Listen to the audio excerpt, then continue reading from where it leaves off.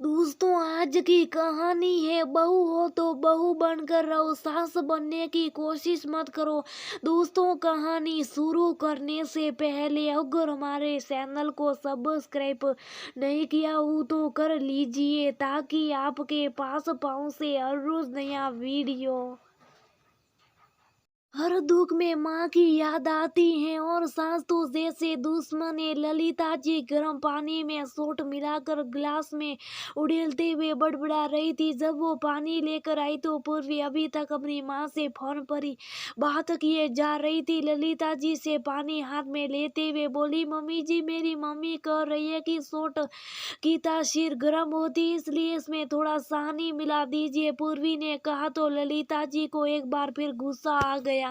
अगर पूर्वी अभी गर्भवती ना होती तो वो उसे समझाने की कोशिश करती कि यूं हर बात में माँ को अपना छोटा छोटा दुख बताना ठीक नहीं। अभी गर्भ का 7वां महीना चल रहा था, सब कुछ सामान्य था। बस पिछले 2 दिनों से पूर्वी को थोड़ी सर्दी खांसी हो गई थी, उसे अभी दवाई देना ठीक नहीं था, इसलिए ललिता जी घरेलू काम घर नुस्खे से उसकी सर्दी खांसी ठीक करने का उपाय कर रही थी। अभी पूर्वी की बात को सुनकर वो बिल्कुल उदास हो गई कि मैं तो इतना ध्यान रख रही हूँ, फिर भी पूर्वी हर बात पर अपनी मम्मी को ही क्यों पूछती रहती है। क्योंकि उन्होंने सोचा इस बारे में वो एक बार पूर्वी की मम्मी से जरूर बात करेगी कि उनका यूं बार बार पूर्वी को फोन करना, नसीहत देना और पूर्वी का सिर्फ अपनी मम्मी की बात मानना, ऐसी बातों से उन्होंने अपना अस्तित्व बड़ा घोड़ सा प्रतीत होता है। जबकि वो अपनी तरफ से पूर्वी की देखभाल में कोई कमी नहीं रख रही है, पर उन्होंने सामने से पूर्वी को कुछ नहीं कहा। वो गर्भावस्था में उसे कुछ भी ऐसा नहीं बोलना चाहती थी जो उसे अप्रिय लगे। वैसे भी ललिता जी बहुत ही मितभाषी और सभ्य व्यक्ति वाली महिला थी। सोचा सही समय पर आने पर इस बारे में पूर्वी से बात करेगी, ये सोचकर वह शाम की चाय बनाने चल दी। थोड़ी देर में संचाक और उसके पापा आने वाले थे। अभी शाम की चाय से फारिग हुई थी कि पूर्वी की मम्मी कृष्णा जी आगी। वो बेटी के लिए बहुत सारा खाने पीने का सामान लेके आई थी।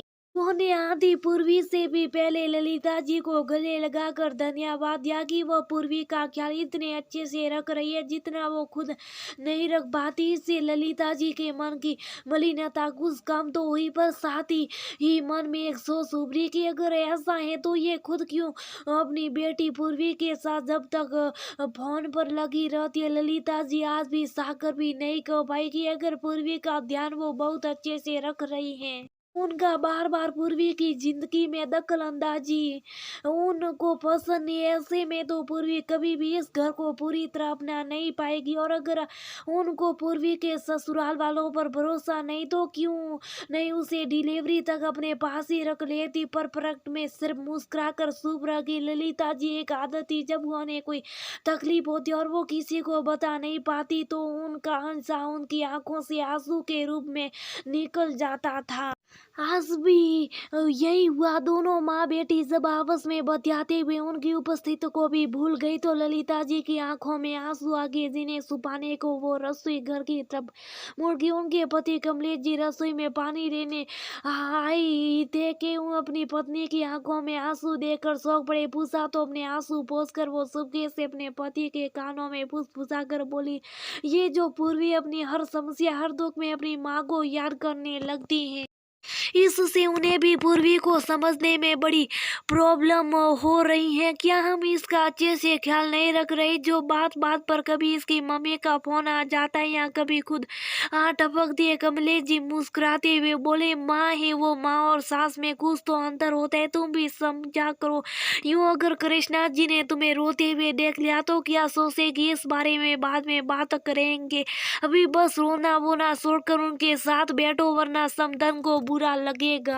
कमलेश जी का कहना सही था। अंत वो खुद को बरस को सामान्य बनाते हुए चाय बनाने लगे। चाय के उबलते पानी के साथ उनके मन में कई विचार एक साथ उद्वेलित हो रहे थे। वो याद करने लगे वो कितनी खुश थी जब उनके लाडले बेटे संसार की शादी थी। पूर्वी कैसी गुड़िया जैसी लग रही थी। 2 साल पहले जब लखनऊ के कॉलेज प्रोफेसर दिव्य जी की बेटी का रिश्ता जब उनके बेटे संसार के लिए आया था तो उन्हें कुछ नजदीकी रिश्तेदारों ने समझाया था कि एक ही शहर में मायका ससुराल दोनों होने से अक्सर परेशानी हो जाती है। लड़कियां ससुराल को ठीक से अपना नहीं पाती, पर तब उसे पूर्वी बहुत भोली भाली मासूम सी लगी थी। इसके अलावा संसा को भी पूर्वी बहुत पसंद आई थी।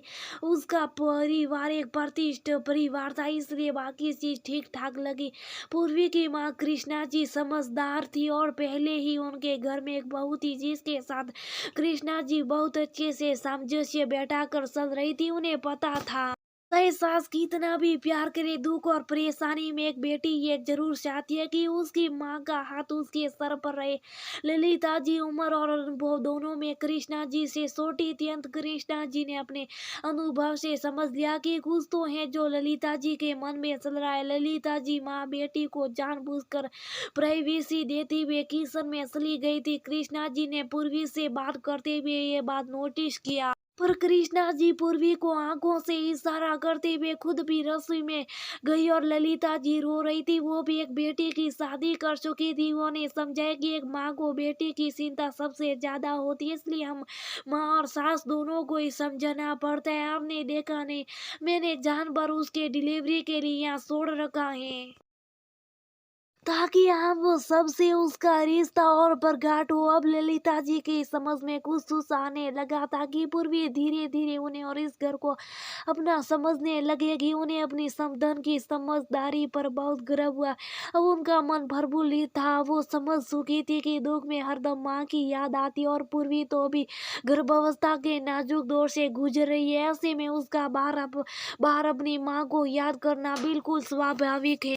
ललिता जी के मन का मेल अब धुल चुका था। उन्हें अब पूर्वी और कृष्णा जी से कोई शिकायत नहीं थी। उल्टा वो कृष्णा जी की दिल से शुक्र गुजारती जिन्होंने उन्हें कोई काम की बात बताई थी। कहा तो ललिता जी सोच रही थी कि कृष्णा जी जरूर अपनी बेटी को मेरे खिलाफ भड़का रही होगी, और कहा वो पूर्वी और उनके बीच भावनाओं का पुल बनाने की कोशिश कर रही थी, जिससे उन दोनों में भी माँ बेटी की तरह एक अच्छा रिश्ता